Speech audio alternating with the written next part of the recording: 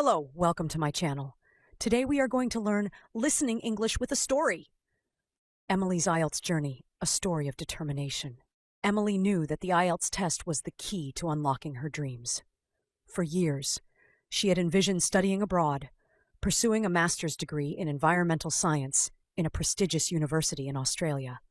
The lush landscapes, the innovative research in sustainability, and the vibrant multicultural environment of Australian universities had always captivated her. But the path to get there was paved with the formidable challenge of the International English Language Testing System, or IELTS. It wasn't just about wanting to study abroad. It was about proving to herself that she could achieve something significant, something that required dedication, perseverance, and a whole lot of hard work. Emily had always been a diligent student, but IELTS felt different. It wasn't just about memorizing facts or acing exams in subjects she was already comfortable with. IELTS was about mastering a language, about demonstrating proficiency in listening, reading, writing, and speaking, all in English, a language she admired but sometimes felt intimidated by. Her initial foray into IELTS preparation was, to put it mildly, overwhelming. She downloaded practice tests online, listened to sample speaking tests, and attempted to decipher the complex scoring criteria. The listening tests seemed to fly by at lightning speed. The reading passages were dense with unfamiliar vocabulary, the writing tasks felt dauntingly formal, and the thought of speaking fluently and confidently in an interview setting made her palms sweat. After taking her first mock test, the results were sobering. She was far from her target band 7.0. Her listening and reading were hovering around band 5.5. Her writing was even lower at band 5.0, and speaking, while slightly better, was still only at band 6.0. The overall band score was a disappointing 5.5. Discouragement threatened to creep in, whispering doubts in her ear. Maybe this is too difficult. Maybe my English isn't good enough. Maybe I should just give up on this dream. But Emily was not one to succumb to negativity easily. She took a deep breath, reminded herself of her Australian dream, and decided to approach the challenge systematically. She spent hours researching IELTS preparation strategies online, reading blogs from successful test takers, and watching YouTube videos from IELTS experts. She learned about the different question types, the scoring system, and the key skills needed for each section. Her first step was to identify her weaknesses. It was clear that writing was her biggest hurdle. She struggled with essay structure, grammatical accuracy, and generating ideas quickly under timed conditions. Listening was also challenging, particularly understanding fast-paced native speakers and deciphering different accents. Reading comprehension was manageable, but she needed to improve her speed and vocabulary. Speaking, while her strongest area, still needed refinement in fluency, pronunciation, and vocabulary range. Emily created a detailed study plan. She decided to dedicate at least 3 hours every day to IELTS preparation, fitting it in around her part-time job at a local bookstore. She divided her study time into sections, focusing on one skill each day, but ensuring she practiced all 4 skills every week.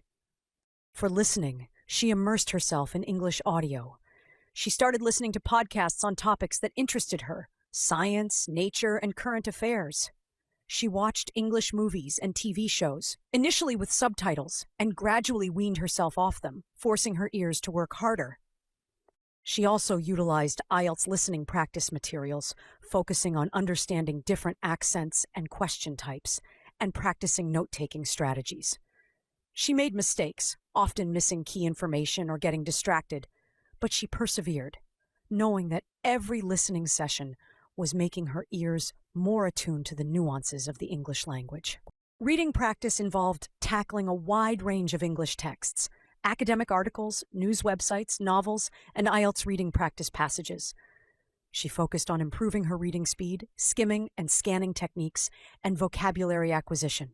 Whenever she encountered unfamiliar words, she diligently looked them up, wrote them down in a vocabulary notebook, and made a conscious effort to use them in her speaking and writing.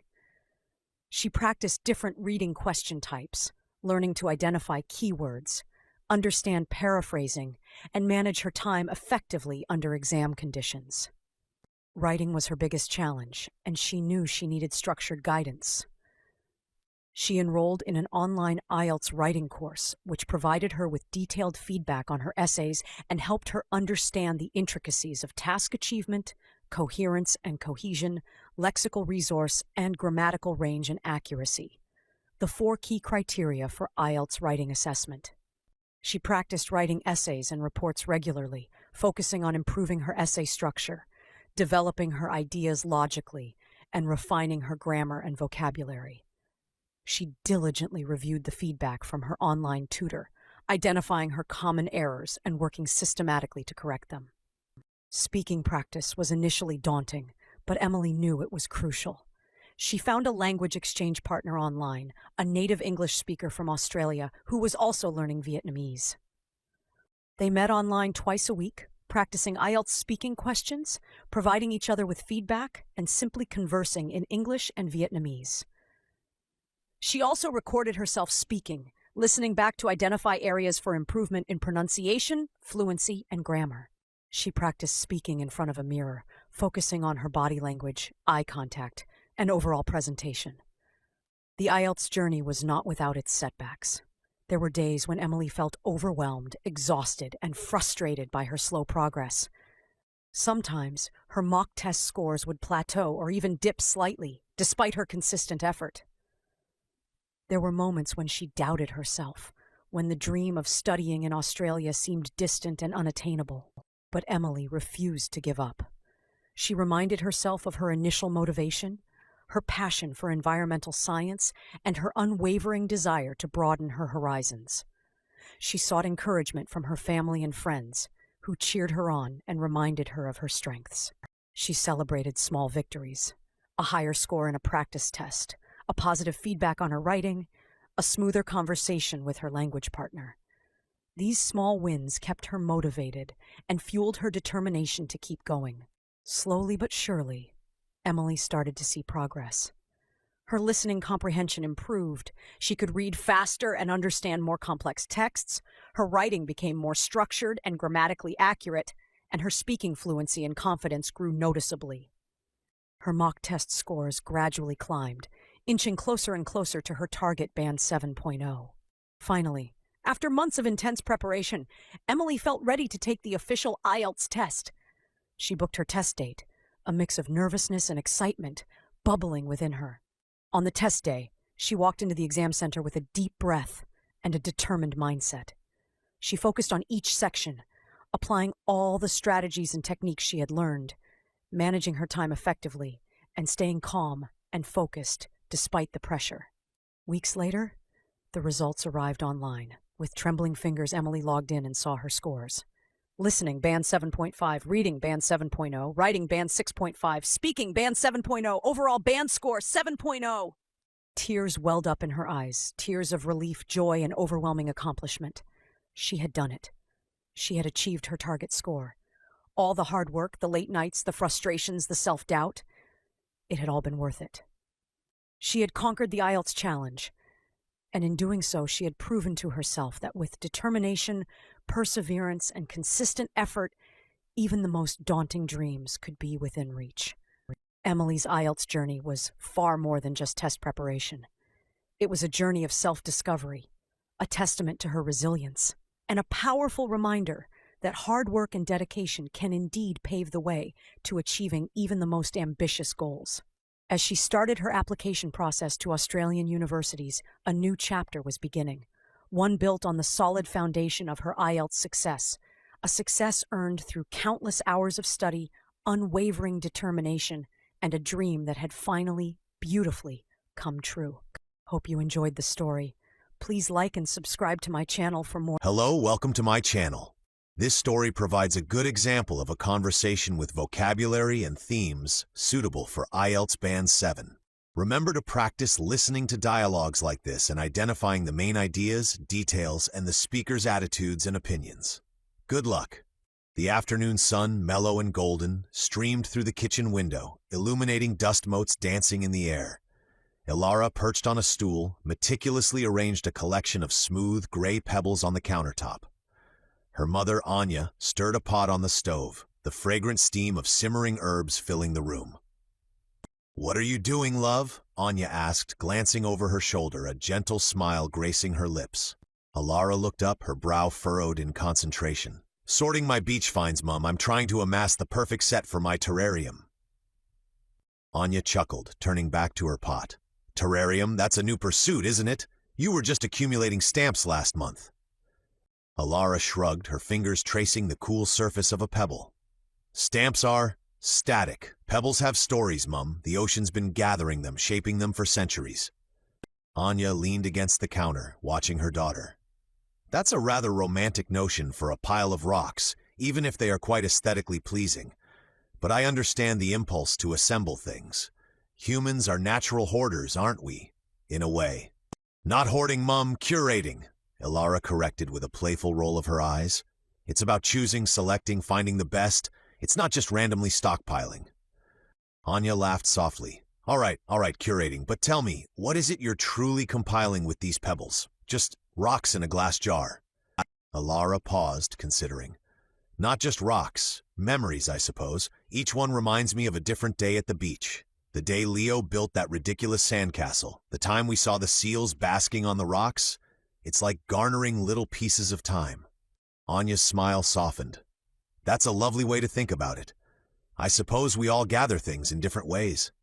I collect recipes," she gestured to the overflowing cookbook shelf, "each one connected to a meal, a family gathering, a moment."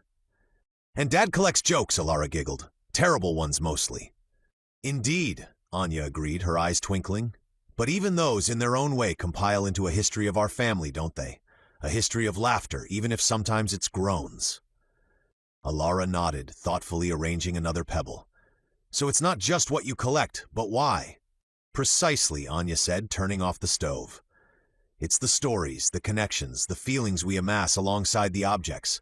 It's about collecting a life, Alara, not just things." Alara looked at her mother, a new understanding dawning in her eyes. "Collecting a life? I like that, Mum." She glanced back at her pebbles, now seeing them not just as stones, but as tiny, tangible fragments of cherished moments. Vocabulary for Band 7. Amass. To collect a large number of things over a period of time.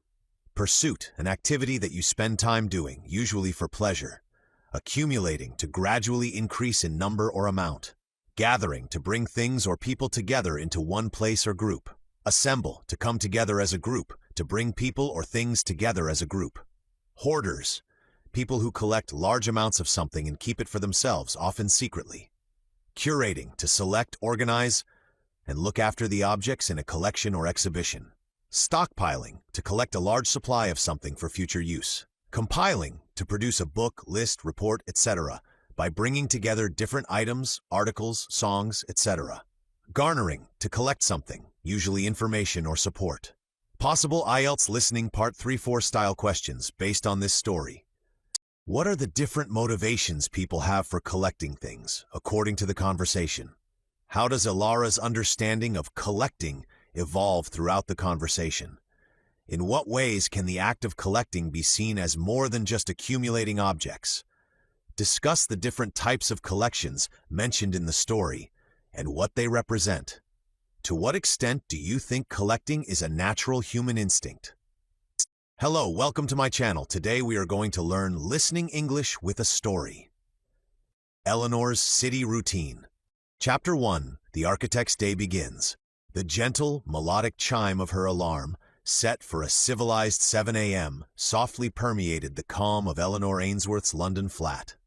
Eleanor, a rising architect working in the heart of the city, was a believer in easing into the morning. Years of practice had honed her routine to be both efficient and gentle, a necessary balance against the intensity of her professional life. She reached out from under her warm duvet and touched the snooze button, allowing herself a precious extra 9 minutes of semi-consciousness before the real day began. First, and crucially, came tea. Eleanor was a staunch advocate for the restorative power of a proper English breakfast tea. She padded across her parquet floor to her compact yet well-organized kitchen, the soft wool rug cushioning her bare feet against the morning chill. While the kettle whistled its cheerful tune, she performed a short sequence of yoga stretches, a habit adopted to counteract the inevitable stiffness from hours spent at her architect's desk. These were flowing, mindful movements designed to awaken her body and center her mind for the day ahead. By the time the comforting aroma of Earl Grey filled the kitchen, Eleanor felt more fully present. She poured the steaming tea into her favorite ceramic mug, adding a splash of milk, a non-negotiable element of her morning ritual. Sipping her tea, she glanced at her tablet, reviewing her digital calendar. Today was a client presentation day, meaning less time in the creative sanctuary of her studio and more time navigating London's intricate public transport system to reach the offices of a potential new client interested in a sustainable office building design. Next on the agenda was breakfast, a simple and nourishing start to the day. Eleanor favored a bowl of porridge with berries and a drizzle of honey, a classic English breakfast that provided sustained energy without feeling heavy. As she ate, she briefly checked the BBC News app, scanning headlines for any major urban planning developments or architectural news both in London and globally. Staying informed was part of her professional ethos, feeding her creativity and ensuring her designs were always forward-thinking. By 7:45 a.m., Eleanor was ready to embrace the London day. She chose a smart professional outfit, tailored trousers, a silk blouse, and a well-cut blazer, paired with comfortable but stylish ankle boots. As an architect, she needed to project confidence and competence, while also being prepared for site visits and meetings across the city. Before leaving, she meticulously organized her work bag, laptop, presentation portfolio, site survey notes, a laser measuring device, and her trusted notebook, a repository for spontaneous design ideas and client meeting notes. Stepping out of her flat, Eleanor was immediately immersed in the characteristic sounds of a London morning. The rumble of buses, the distant sirens, the chatter of pedestrians, and the general hum of a city coming alive. Eleanor took a breath of the crisp London air, a distinct contrast to the warmer, humid air she sometimes encountered on international projects. She pulled out her Oyster card, ready to navigate the underground. Her architectural day in London had officially begun, a meticulously planned routine designed to harness focus and inspiration within the vibrant, demanding, and endlessly stimulating metropolis. Chapter 2. Navigating the City and Client Expectations. Eleanor descended into the cool depths of the London Underground, the familiar scent of damp earth and metallic ozone filling her nostrils. The morning rush hour was in full swing, and the platform was a throng of commuters, a diverse tapestry of London life all heading towards the city center.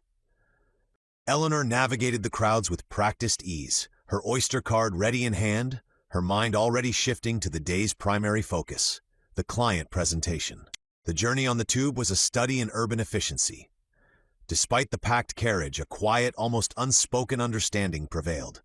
Headphones were firmly in place, newspapers rustled discreetly, and conversations were kept to hushed tones. Eleanor used the commute time productively, reviewing her presentation slides on her tablet, mentally rehearsing key points, and anticipating potential client questions. She focused on projecting confidence and clarity, knowing that first impressions were paramount in the competitive world of London architecture. Emerging from the underground at Canary Wharf, Eleanor was greeted by the imposing skyline of London's financial district. Towering glass and steel structures pierced the sky, a testament to modern architectural ambition. The client's offices were located in one of these gleaming skyscrapers, a prestigious address that spoke volumes about their corporate identity and expectations.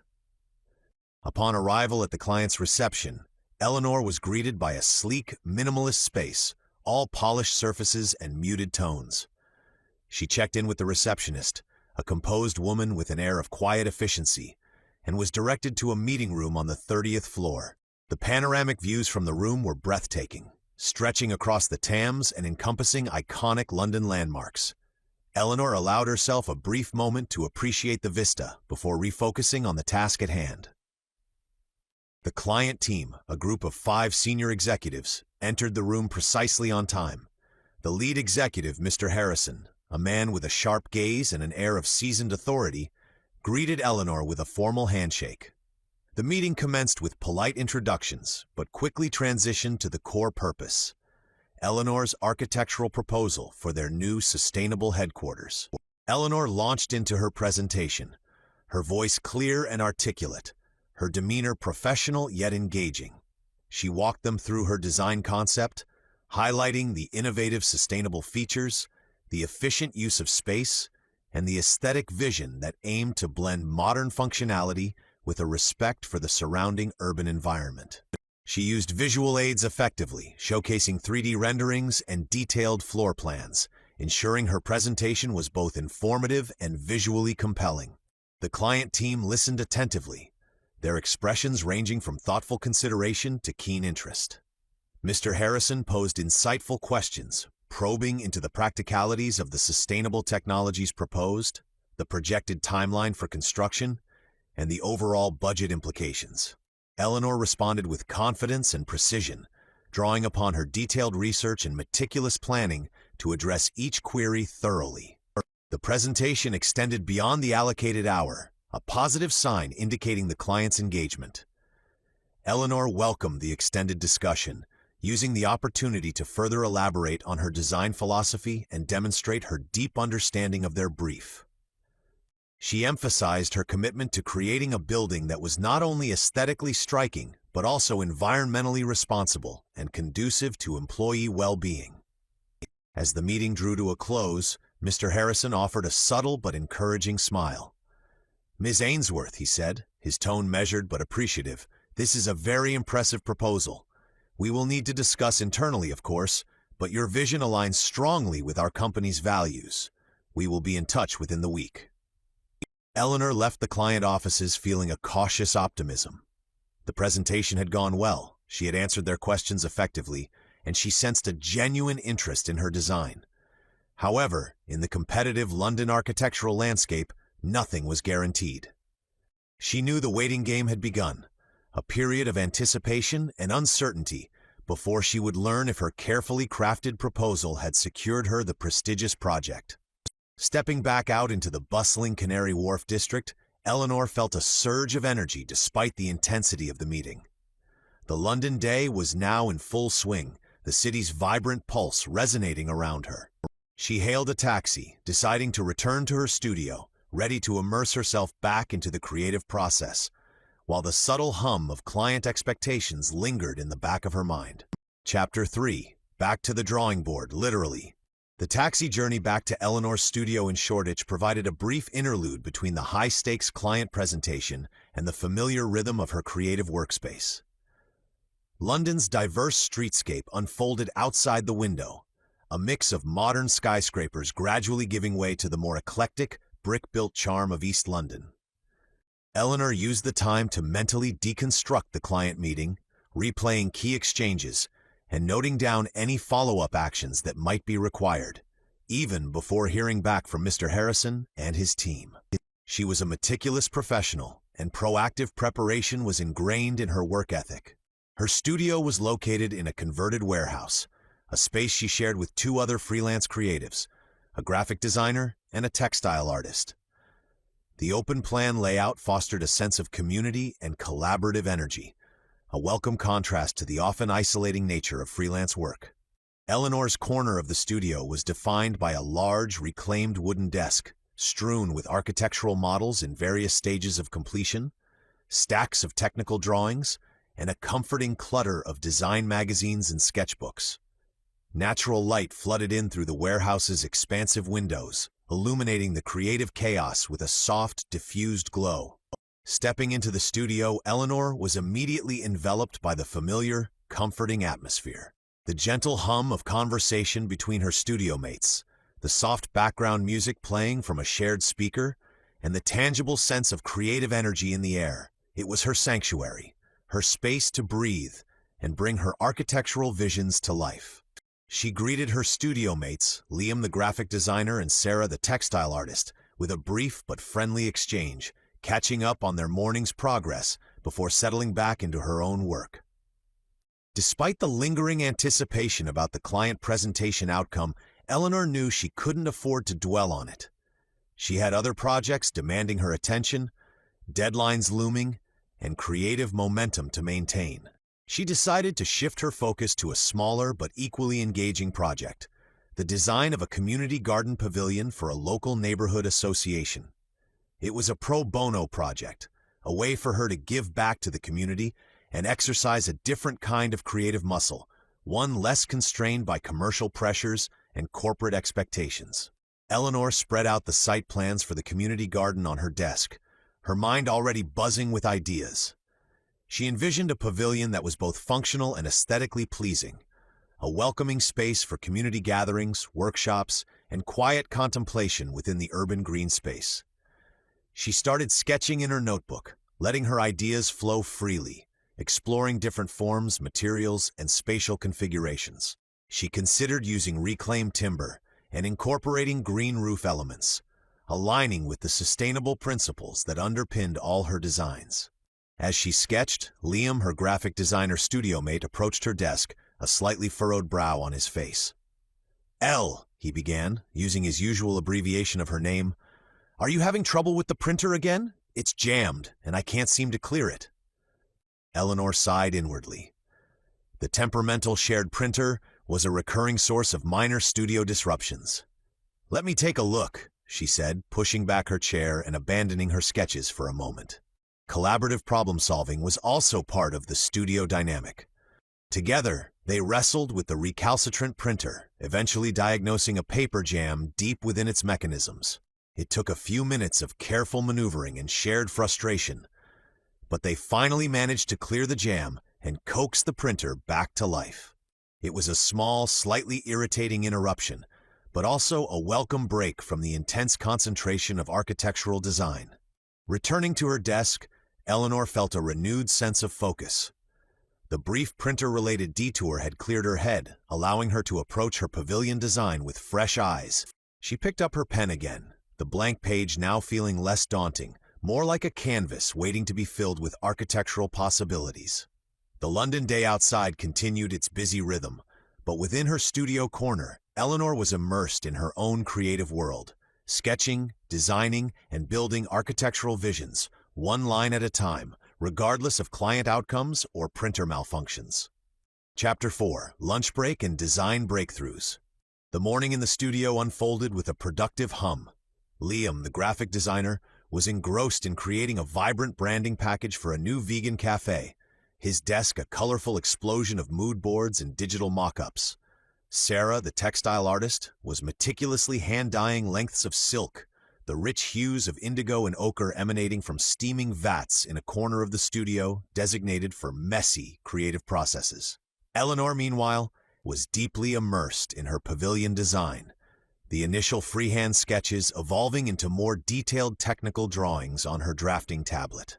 By lunchtime, a comfortable quiet had settled over the studio, a natural pause in the creative flow. The aroma of Sarah's homemade lentil soup, warming on a small portable stove in the communal kitchen area, began to permeate the air, a signal that it was time for a break. The three studio mates often shared lunch together, a welcome opportunity to step away from their individual projects and reconnect. Eleanor joined Liam and Sarah in the kitchen, the small space momentarily feeling quite full with the three of them, and the comforting scent of simmering lentils. Liam was animatedly describing a challenging client feedback session, punctuated by Sarah's empathetic nods and Eleanor's occasional wry comment.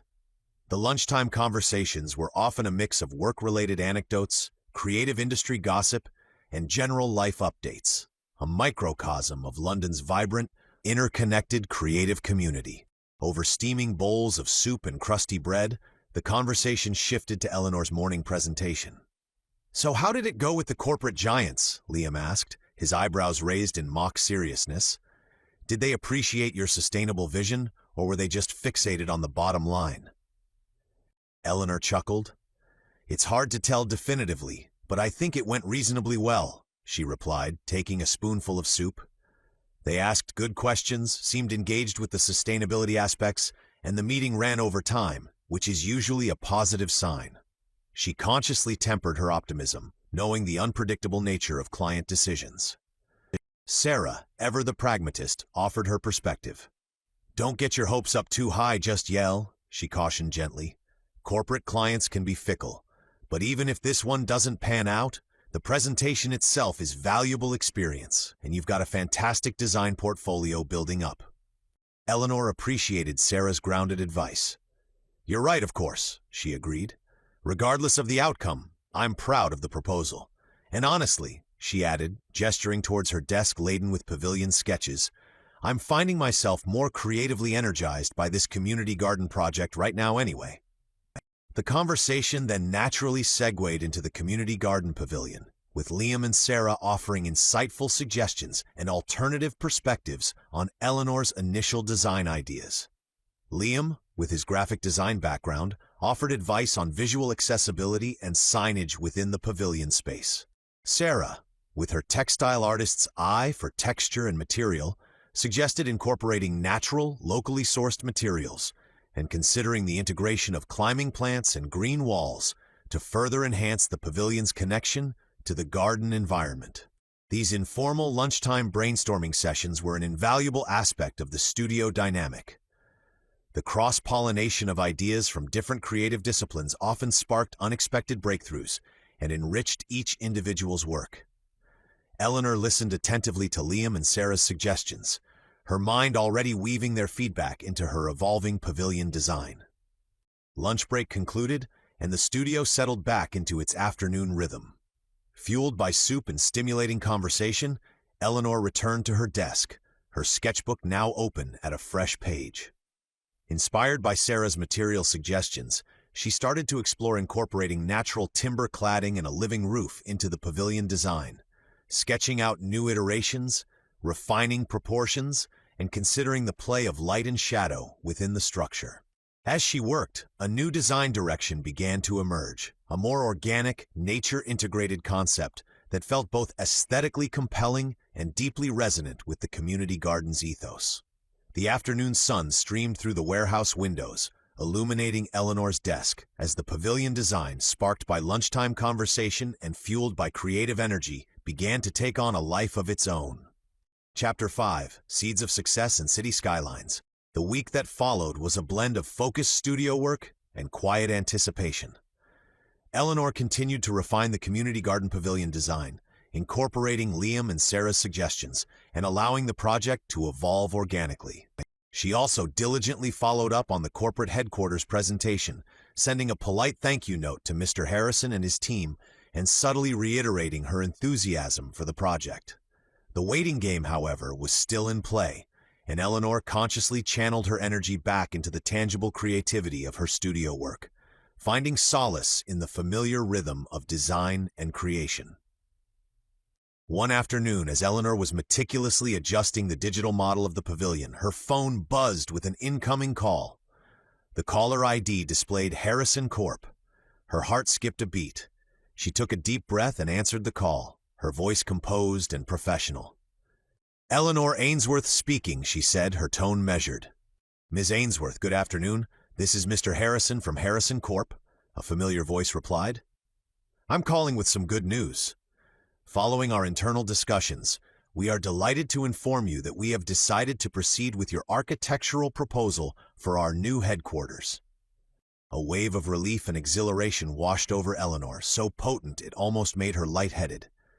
"Mr. Harrison, that's wonderful news," she managed to say, a genuine smile spreading across her face. "Thank you so much for your confidence in my vision." Mr. Harrison continued, outlining the next steps: contract negotiations, project timelines, and the initial kickoff meeting. Eleanor listened attentively, her mind already racing with practicalities and possibilities. This was a significant project, a career-defining opportunity, and she was ready to embrace the challenge. As she hung up the phone, Liam and Sarah looked up from their desks, sensing the shift in Eleanor's demeanor. "Good news?" Liam asked, his eyes twinkling with anticipation. Eleanor beamed, unable to contain her excitement. "Good news indeed," she exclaimed. "Harrison Corp just called. We got the headquarters project." A cheer erupted from the studio corner. Liam and Sarah rushed over to congratulate her, their shared studio space momentarily transforming into a celebratory zone. There were high fives, enthusiastic exclamations, and a spontaneous round of celebratory tea brewing in the communal kitchen. Amidst the studio jubilation, Eleanor received another email notification. This time, it was from the Neighborhood Association regarding the Community Garden Pavilion.